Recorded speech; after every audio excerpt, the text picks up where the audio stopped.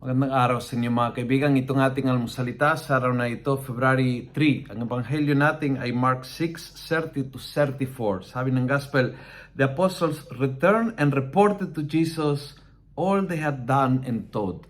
Return and reported. Ito ay isang guidance sa ating mga Christians. Sa ating buhay, itong dalawang bagay ay napakahalaga. Yes, very busy tayo in ministry. Yes, very busy sa mga gawaing simbahan. Yes, very busy tayo sa paglilingkod. Yes, very busy sa kanya-kanyang trabaho at gawain sa buhay. But don't forget, return to the Lord. Balikan mo ang Panginoon and report. Kausapin mo, kwento mo ang ginagawa mo.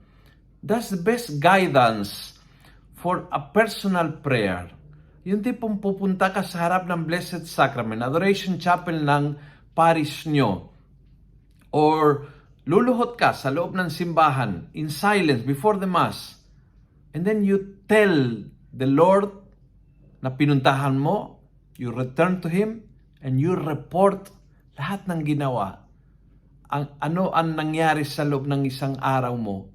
Ano ang naging actions mo, anong naging pakakamali mo, anong naging tukso mo, anong naging challenge mo, anong naging tao na na-interact mo, anong naging blessing sa araw na yan.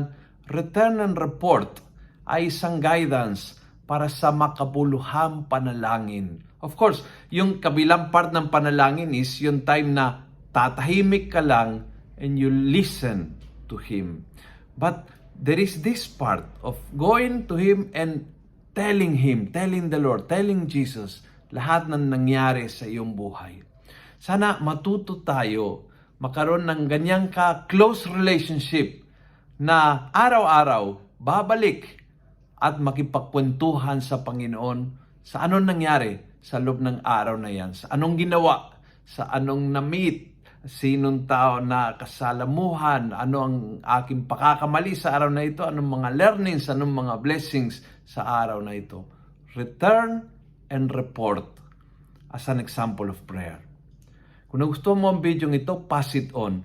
Punuin natin ng good news ang social media at gawin natin viral araw-araw ang salita ng Diyos. And God bless.